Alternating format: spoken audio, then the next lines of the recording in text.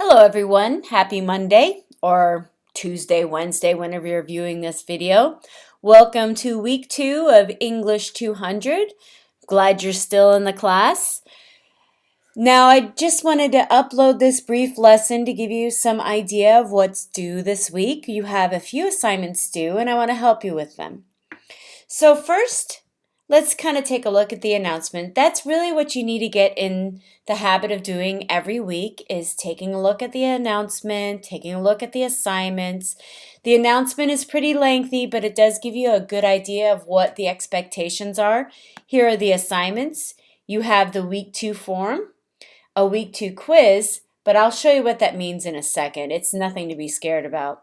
Then there's a little short story project. Hopefully you find that fun. And then you have a week 2 essay due, and I'm going to go through my expectations for the essay, and then I'm going to upload another video that you might find useful for that essay. It does say here, keep in mind that the lessons are required reading. I really do mean that. To do well in this course, you must go through the lessons. Again, you click on the lessons link, it pulls itself up. There's a course overview. My advice would be to go through it if you haven't already, but then click on next. And then there's a getting started, which you completed last week. You have week 1. And now we're on week 2. And there's a weekly overview, like I explained before. And then you have the readings. Here are the readings for the week. What I want you to do is I would like you to kind of get a feel for, I want you to read each of the stories, basically. All right. Now, I don't expect you to examine each story completely. I know you're not going to do that, but I do want you to have a good idea of each of the stories because honestly, it's hard to know what you're going to want to write about until you've clicked on each of the stories and have a good idea of what they're discussing. Then you have a forum due, you have a quiz due, and I'm going to explain that in a moment. You have an essay due, and then you have a short story project. Now, there is a quiz due, and I'm going to show you what I mean by quiz. Click on Tests and Quizzes, and it will pull up a quiz, hopefully. Yes, right here. See where it says Week 2 Literary Discussion Forum? Click on that. And then all it does is it will give you your assignment for the forum. So I'm going to click on Begin Assessment. And I have been assigned Edgar Allan Poe's story, and I'm very excited. So I'm going to click on I understand. I mean, you can click I don't understand, but that means that you're just confused about what this quiz is for. So contact me if you have continued confusion. Click on Save, and then click on Submit for grading. And there you have it. It's not for a grade. It just gives you your assignment. So now I'm going to go back to the lessons. And I am going to look for a cast of Amontillado. I'm going to click on that, and then the actual work is pulled up. And so I want you to read through the short story that you're assigned in its entirety, and then you go back to the forum, and when you're ready, you answer the week's forums. And that would be right here. Okay? So I want you to read the entire form directions before you respond. Okay? Next, you also have a short story classroom project due. This is fair, and I see that no one's posted yet. This is fairly simple. It shouldn't be too difficult for you. Basically, what I want you to do is I want you to contribute to a short story. If you're the first poster, that's terrific. You get to start the short story. If you post after that first poster, then you continue the short story. It's going to go in crazy directions. Most of the stories are quite creative, interesting. They kind of go all over the place. That's to be expected.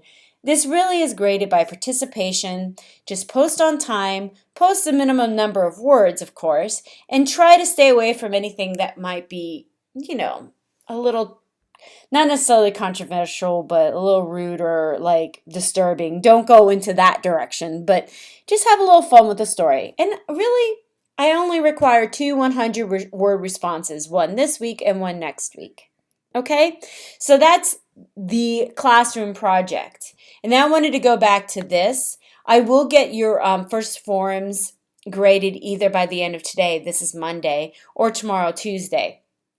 But note though, you have one 200 to 300 word discussion that's due on Thursday. And then you need to respond to at least 2 other students who have discussed different stories. Okay? I'm assigned Poe. So if I want my responses to be counted, I need to choose 2 additional short stories other than Poe to discuss. All right? So I really want you to find at least 2 stories to discuss that you did not respond to in your initial post. If you do that and you respond 1 initial post, 2 additional follow-on posts, you'll get 76. 3 additional follow-on posts, you'll get an 88. 4 additional follow-on posts, that means 5 total, including your initial post, that will be 100. You only need to respond to 2 different stories other than the one you were assigned. So that's 3 stories total. Let's say someone wrote about Story of an Hour and I responded to that. And then someone else wrote about The Gardener and I responded to that.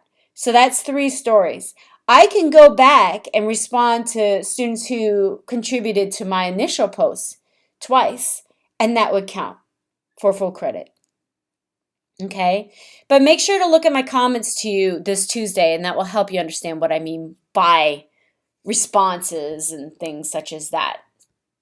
All right, and of course, always ask me questions if you have any questions or concerns. Also, I wanted to make sure you knew that we have a librarian in the class, and she really wants you to ask her questions and ask for help from her because she's such a great resource and she really knows what she's talking about. So please feel free. If you have questions about MLA style, please ask Dr. J. She is more than happy to help you. Okay, so please take advantage of the librarian. She really wants you to help. She really wants to help you, I mean. Okay, so this week you also have a paper due. And it is the week 2 story, okay? Now, here's one thing. I was assigned Edgar Allan Poe, but sadly, I cannot write about him for my week 2 essay because I focused on him for my initial post. I will be checking for that. So don't do it, because one of the 2 will receive a 0 if you write about both.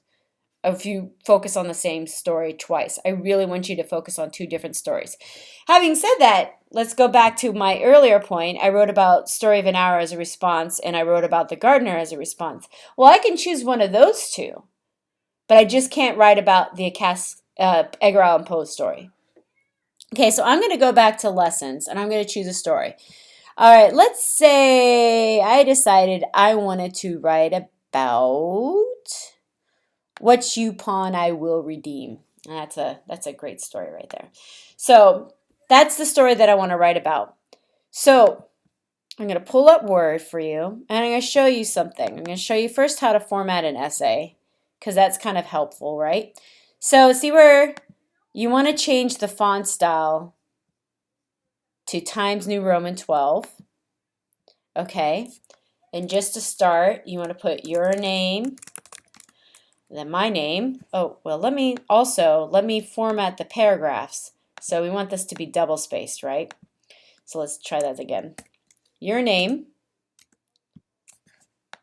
That's not working. Sorry. There we go. That should work now. There we go. Your name, my name, Mrs. Driver. This is English 200, and then you want to put the day's date. Today is August 14th, 2017. All right, then you want to make a title. I'm going to tell you to make your title interesting, please. Don't just title this, What You Pawn, I Will Redeem. That is the title of the story. Your title needs to be unique to the short story. Now I want you to insert page numbers. So you position the page number at the top of the page, you align it to the right, and then you click OK. Then click on the page number, click to the left of the page number, and type in your last name.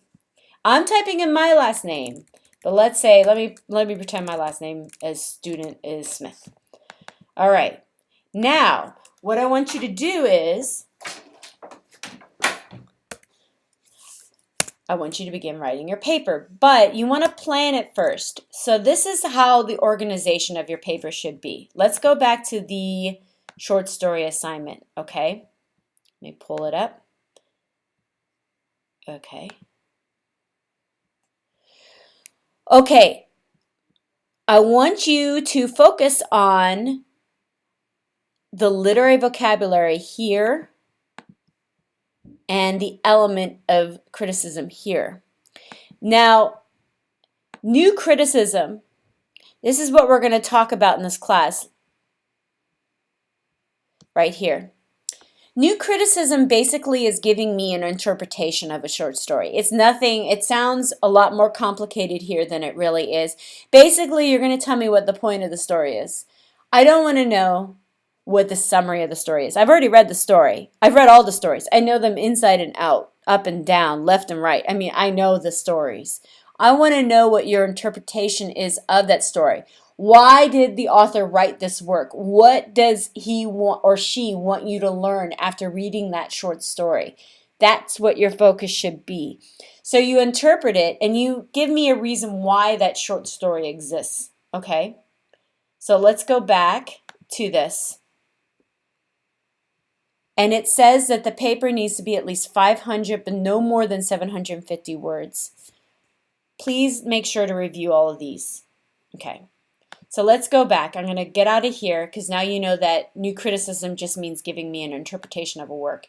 Okay, so what you're going to do is you're going to take these elements of fiction, you focus on one, you can focus on how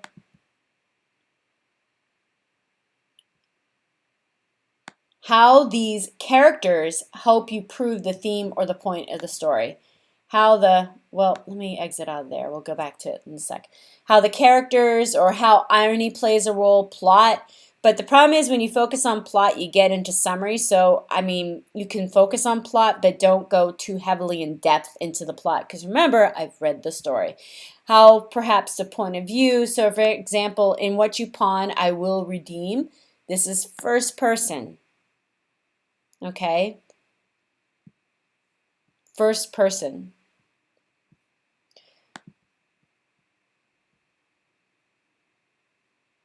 And it explains it right here. It could be third person. There are a few third person stories that are assigned this week, but that particular one is first person. Also, the Edgar Allan Poe story is first person too. A lot of the stories are actually first person. How the setting, style, all these things, you can incorporate one or a few and show how these things prove the theme of the story, which is basically the point of the work. What is the point of the work? All right.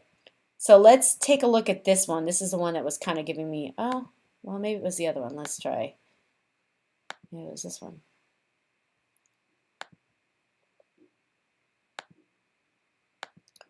Well, there might be a problem with this link, so I'll look into that. And maybe I'll just take that link out. Okay. So you've got an idea of what the point of the story is. You got an idea of what the theme is of the story and possibly the reason why the author wrote what he or she did. Then this is the organization of your essay. Okay, first you have an introduction. The final sentence of your introduction is your thesis statement. You had thesis statements in English 101. The thesis statements in English 200 are very, very similar. Basically, you just tell me what the purpose is of your essay. And the purpose of your essay should be giving me what the theme is of the essay, what the overall point is of the essay. Okay? So that's your thesis. And you did the same thing in English 101. This is just a carryover into this course. What I want to make sure, and I'll come back to this, but I want to make sure you avoid using first person. The author of the story might be using first person, but you want to stay away from words like I, me, us, we, our. That's first person singular and plural. You need to stay away from that in academic work. So you don't want to say anything like I think or I feel or we as readers. You don't want to do that. Instead, if you want to refer to the reader, you just say the reader or the audience instead of we, are, and things like that. Okay, so stay away from those terms in your essay. So you have an introduction, you have a thesis, and then basically you have point 1 that proves the thesis, point 2 that proves the thesis, point 3 that proves the thesis, and then you have a conclusion. All right. You don't want to write in conclusion, but you don't want to just give me the conclusion of the story, because again, I've read the story, and if you give me the conclusion of the story, you're giving me new information. I don't want new information. Your conclusion needs to reiterate a reworded thesis statement and kind of covers what you've discussed in your essay. Okay? Excuse me. Now, next, I know some of you are wondering about citations. Yes, I do want to see some citations, MLA style, in your essay. So let's say you're writing about Alexei, okay? Alexei is the author, Sherman Alexei is the author of What You Pawn I Will Redeem. And you probably wouldn't want to say that. Let's say Jackson.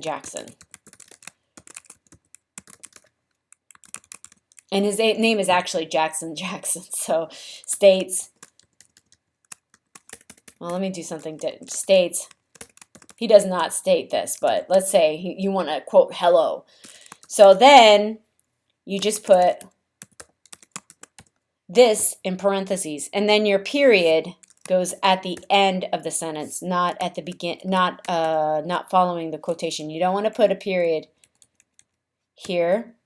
You want to put a period there. Okay? So in text, you want to introduce your quotations, and it's very easy to do. You just say states, or the author reminds readers, just some sort of introductory phrase, so you're not just dropping that quotation in there. I don't want to see drop quotations. I also don't want to see a ton of quotations in your essay. Okay, I want mainly it should be your writing. You don't even need to have any outside sources. Wait, I'm going to do something real quick. I notice that is not Times New Roman, and yes, I am picky like that.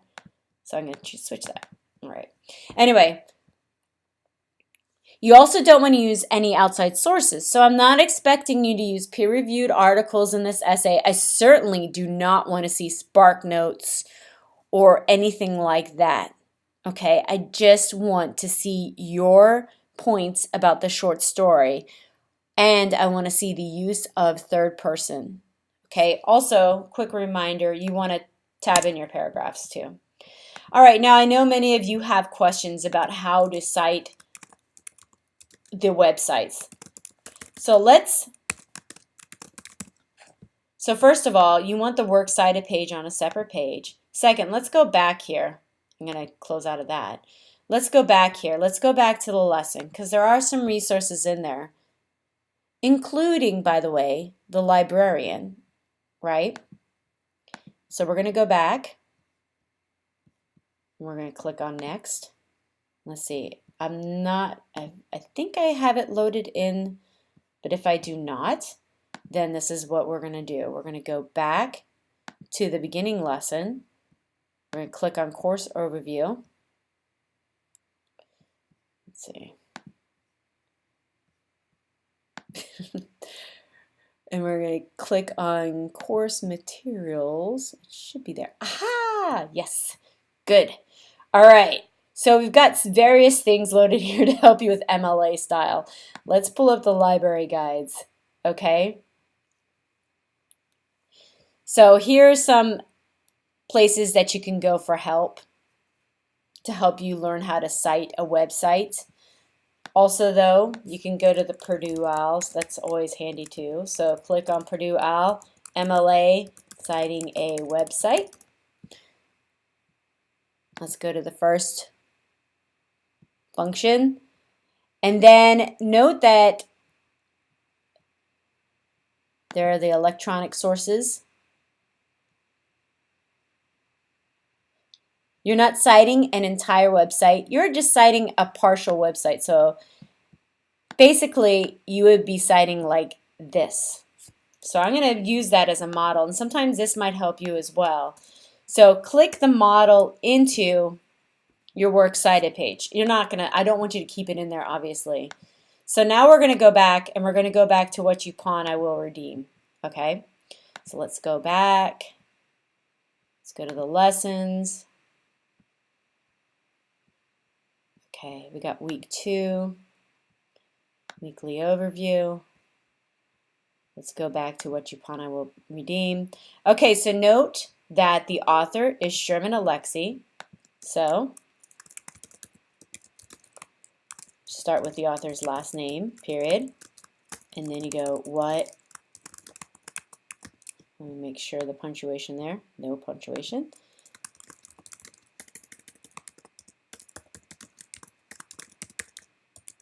Okay, note right here, there's a period. So you want to put a period here. Now right here, there's another period.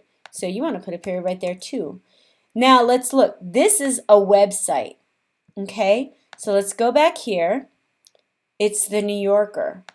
So do a space. You want to italicize it. Now note, they have a comma there. So you put a comma there too. Okay, then this is the URL of the website. You want to include the URL too. So cut and paste that. Take out the italics. Oh, still did it anyway. So take that out. Okay. Now I'm going to show you something. It didn't show it here, but you want to make this into a hanging indent. One of the ways you could do it is you click on your return button, then you click on tab. Another way that works sometimes, and we'll see if it works this time, it did. Well, maybe not today, but sometimes if you move the, you move the tab bar right here over to the tab section, that will indent it one tab over. But for me, as you can see, it's just easier. Just click on return and then tab. And so I'm going to do the same thing here. Okay, and then put a period because there's a period right here. And then you want to click the access date. So I accessed this on the 14th of August 2017. And then you want to tab that over. And there you go. Now make sure to take out the earlier citation. But that's how basically you cite MLA style. Okay? Well, I think I basically covered everything. But if you need any additional help, please let me know. I'm more than happy to help you. Also, remember, you've got your fabulous librarian who really wants to help as well. So please feel free to ask her for help too. All right? Have a great week, everyone. I'm looking forward to reading those essays and your short story in the classroom project. That's going to be a lot of fun. I hope you have fun with it too.